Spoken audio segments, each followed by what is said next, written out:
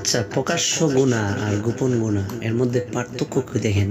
আর প্রকাশ্য গুনাহ কতটা ভয়ঙ্কর হয় এবং কতটা ভয়ঙ্কর পরিণতি হয়, এই সম্পর্কটা একটু কথা বলবো ইনশাল্লাহ। যেমন দেখেন, মানুষ যখন প্রকাশ্যে গুনাহ করে তখন এই গুনাহগুলা এতটা ভয়ঙ্কর হয়, সে চাইলেই সহজে তওবা করতে পারে না।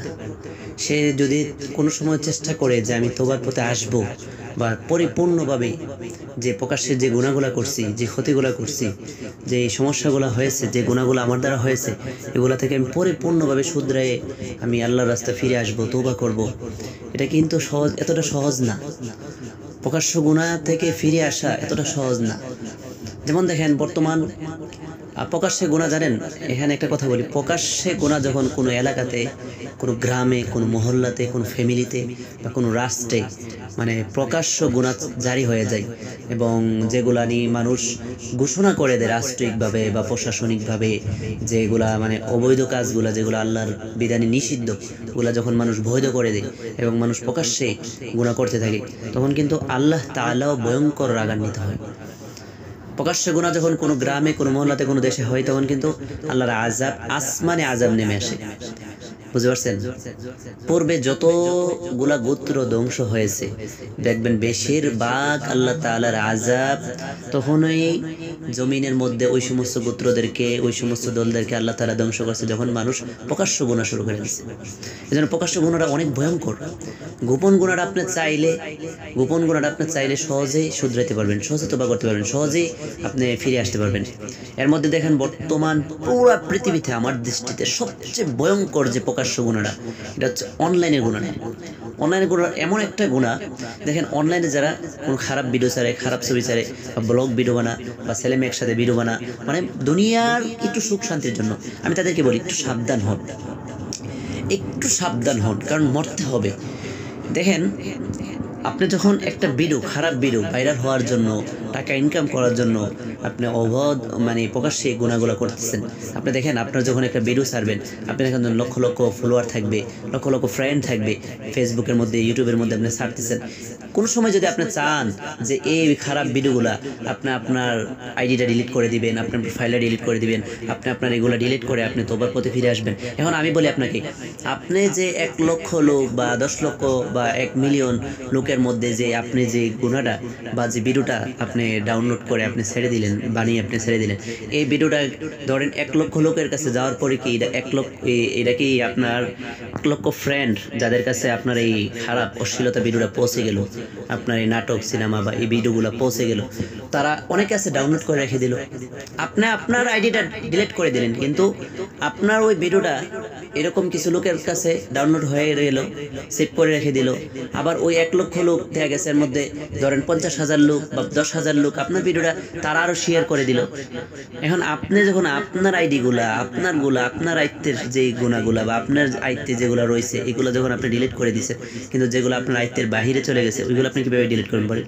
আপনি যখন মারা যাবেন, ওই ভিডিওগুলো যতদিন অনলাইন থাকবে, যতদিন মানুষ আপনার আমার এই প্রকাশ্যে এই গুণাগুলা, অশ্লীলতাগুলা দেখবে, ততদিন মৃত্যুর পরে কবর, কিয়ামত পর্যন্ত শাস্তি যাইবে কিনা, জমা হইবে কিনা। শুধু ওইটা তো অনলাইনের ভয়ঙ্কর গুনাহ, এই গুনাহটাতে অবশ্যই বাঁচতে হবে, অবশ্যই। এজন্য এমন গুনাহ করবেন না, হাতে পায়ে ধরি প্রত্যেকটা যুবক যুবতীদেরকে বলি, প্রত্যেকটা ছেলেমেয়েদেরকে বলি, দেখেন এমন গুনাহ করবেন না যেই গুনাহটা আপনার এমন কোনো পাপ, এমন কোনো গুনাহ, এমন কোনো অশ্লীলতা কাজ করবেন না, প্রকাশ্যে করবেন না, যেগুলো আপনি কোনো সময় হেদায়েতের পথে আসতে চাইলেও আপনি পূর্ণাঙ্গভাবে সব কিছু ডিলিট দিয়ে বা সব কিছু আপনি শেষ করে আপনি পূর্ণাঙ্গভাবে আসবেন বা আসতে পারবেন। এটা যেন আপনার এরকম আয়ত্তের বাহিরে না যায়, এমন গুনাহ করবেন না। এজন্য প্রকাশ্যে গুনার মধ্যে সবচেয়ে ভয়ঙ্কর পুরো পৃথিবীতে আমি মনে করি বর্তমান অনলাইনের গুনাহটা। এজন্য সাবধান হন।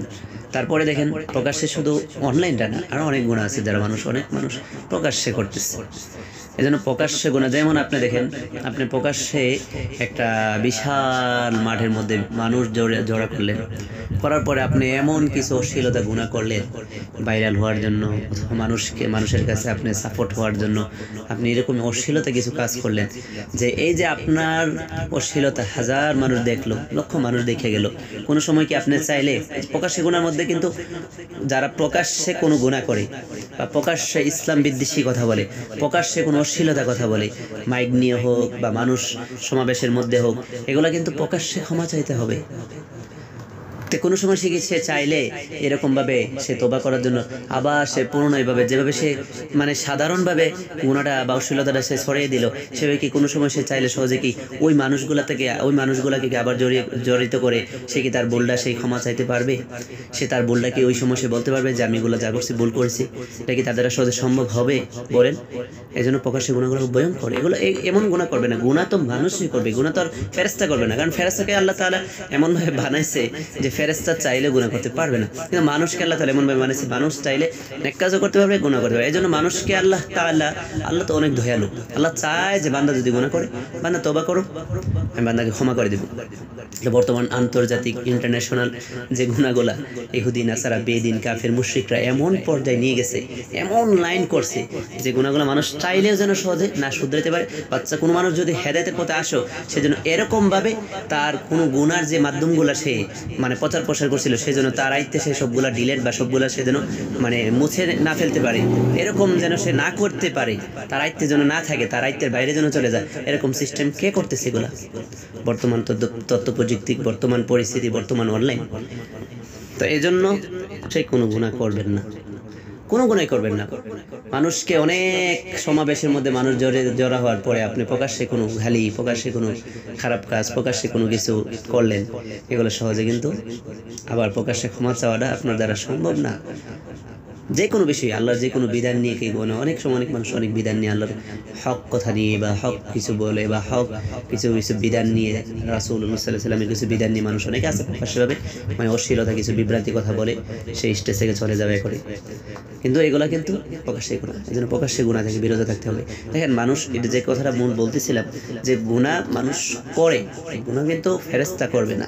কারণ মানুষকে আল্লাহ তাআলা এরকমভাবে বানাইছে, মানুষ গুনাহ করবে এবং মানুষ গুনাহ করাটা বড় বিষয় না, তওবা করাটা সবচেয়ে বড় বিষয়। গুনাহ না করা উত্তম, কিন্তু যদি গুনাহ হয় যে তওবা করতে হবে। তবে এই জন্যই বলি যে গোপনে গুনাহ যদি গুনাহ হয়, এরকম গুনাহ করবে না যেটা আপনার আয়ত্তের বাইরে চলে যায়, যেটা প্রকাশ হয়ে যায়, যেটা আপনি চাইলেই কোনো সময় যদি আপনি হেদায়েতের পথে চলে আসতে চান বা হেদায়েতের পথে আসেন, যেন আপনি চাইলে যেন আসতে পারেন, আপনার যেন মন সাক্ষী দিয়ে যেন আমি আসতে পারছি, আলহামদুলিল্লাহ, আমি যেগুলো আমি মানুষের ক্ষতি করছি বা যেগুলো আমি এইভাবে করছি বা যে গুণাগুলো আমি অশ্লীলতা আমি ভিডিও টিডিও বা যেগুলো আমি রাখছি সব আমি ডিলিট করে আমি আমার আয়ত্তে বা আমি যেইভাবে গুনাহ করছি বা যেখানে আমি গোপনে যেগুলো করছি এগুলো আমি ক্ষমা চেয়ে নিব। যে এরকম মানে মূল কথা হচ্ছে গুনাহটা এরকম আয়ত্তে রাখেন যদি গুনাহ হয় যেন আপনি চাইলে কোনো সময় সমাধানের পথে আসতে পারেন। মূল কথা হচ্ছে এখানে। দেখেন আপনি কেউ যদি গোপনে জিনা করে, এটার গুণে একটা প্রকাশ্যে জিনা, ওয়াল্লাহি ওয়াল্লাহ প্রকাশ্যে জিনা, আস্তাগফিরুল্লাহ, সারা যত মানুষ দেখলো এই জিনা, তত মানুষের সামনে কোনো সময় কি তাদেরকে জড়িত করে আবার তওবা করতে পারবেন? যে কোনো গুনাহ, এই জন্য প্রকাশ্যে কোনো গুনাহ করবেন না। আর গোপন গুনাহগুলো আমি যতটুকু জানি, আলিম ওলামাদের থেকে যতটুকু শুনছি, যতটুকু পড়াশোনা করছি, এর মধ্যে আমি যতটুকু পাইছি, গোপন গুনাহ আল্লাহ তাআলা অতি সহজে ক্ষমা করেন। আপনি দেখেন, আমি আপনি যদি গোপনে হাজার হাজার কোটিও গুনাহ করি, যে আমাদের ঈমান আমল ঠিক থাকে, আমরা যদি কোনো সময় তওবার মাধ্যমে ফিরে আসতে চাই, তাহলে কি আমরা পারবো না? অবশ্যই। কারণ গুনাহগুলো যখন গোপন থাকে, যেন গুনাহ আবার অনেক মানুষ অনেক সময় গুনাহ করার পরে গুনাহগুলো মানুষকে বলে দেয়, এটা কিন্তু নিষিদ্ধ। গুনাহ করলে গুনাহ বলবেন না, কারণ গোপন রেখে তওবা করবেন, আল্লাহ তাআলা ক্ষমা করে দিবে। বললে অনেক মানুষ আপনার বিষয়টা জেনে ফেললো, আল্লাহ রাগান্বিত হয়ে যাবে। এই জন্য সাবধান, গুনাহ চেষ্টা করবেন যদি মানব জাতি হিসেবে গুনাহ হয়ে যায়, হাজার হাজার কোটি হয়, গোপনে করবেন এবং তওবা করে নেওয়ার চেষ্টা করবেন। গোপন গুনাহগুলো গোপনে তওবা করলে ইনশাআল্লাহ আল্লাহ তাআলা ক্ষমা করে দিবে। কারণ আল্লাহ দয়ালু, আল্লাহ তাআলা বলছে যে বান্দা যদি তওবা করে আমি আল্লাহ তাআলা ক্ষমা করে দিব। আল্লাহ তাআলা কোরআনের আয়াতে স্পষ্ট বলছে, নবীর হাদিস তো হচ্ছে পড়ে, রাসূল সাল্লাল্লাহু আলাইহি ওয়াসাল্লামের হাদিসের বিষয় থেকে যে জিনিসগুলো সরাসরি কোরআন থেকে ব্যাখ্যা আছে, এগুলো কিন্তু হাদিস দরকার পড়ে না। যখন আমরা কোরআন থেকে কোনো জিনিস মানে আমরা সাধারণ ইলম দিয়ে আমরা সমাধান না পাইব, তখন আমরা হাদিসের মধ্যে ঢুকব। তবে এজন্য আল্লাহ তাআলা সরাসরি কোরআনের মধ্যে কিছু আয়াতের মধ্যে আল্লাহ তাআলা বলে দিয়েছে যে বান্দা, এমন একটা আয়াতের মধ্যে বলছে, ইয়া আইয়ুহাল্লাযীনা আমানু তুবু ইলাল্লাহি তাওবাতান নাসুহা। এখানে কাফের ইহুদি নাসারা বেদিন তাদের বিষয়ে একটা, আর ইমানদারদের বিষয়ে বলতেছে যে তোমরা তওবা করো, আমি আল্লাহ ক্ষমা করে দিব। এজন্য চেষ্টা করতে হবে তওবা করা। এই জন্য বলা হচ্ছে যে গুনাহ পাপকে ঘৃণা করো, পাপী কেন সেই পাপে যদি তওবা কারি। এই জন্য সবসময় চেষ্টা করবেন যে গুনাহ হয়ে গেলে 1 নম্বর চেষ্টা করবেন প্রকাশ্যে যেন গুনাহ না হয়, আর 2 নম্বর চেষ্টা করেন গোপন হাজারো হাজারো কোটি গুনাহ হয়ে গেলে ক্ষমা করে মানে তওবা চেয়ে নেওয়া। আর গুনার পরে এরকম মানে হইবেন না যে গুনাহ করছেন পরে তওবা কাটবেন, পরে তওবা করবেন, পরে ভালো পথে ফিরে আসবেন, এরকম কখনো করবেন না। গুনাহ হয়ে গেলে সাথে সাথে তওবা করে ফেলার চেষ্টা করবেন, তাহলে ইনশাআল্লাহ আল্লাহ তাআলা দয়ালু হিসেবে অবশ্যই 100% ইনশাআল্লাহ ক্ষমা করে দিবে। এই জন্য বলছে যে কবিরা বলেন যে আলেমুলামারা বলেন পাপকে ঘৃণা করো, পাপী কেন সেই পাপে যদি তওবা করি। তো যাই হোক, আমরা যে কথাগুলো আমি বললাম আল্লাহ তাআলা আমাদেরকে সঠিক কথাগুলোর উপরে ইবাদত করা, আমল করার এবং সঠিক পথে চলার আল্লাহ তাআলা তৌফিক দান করুন।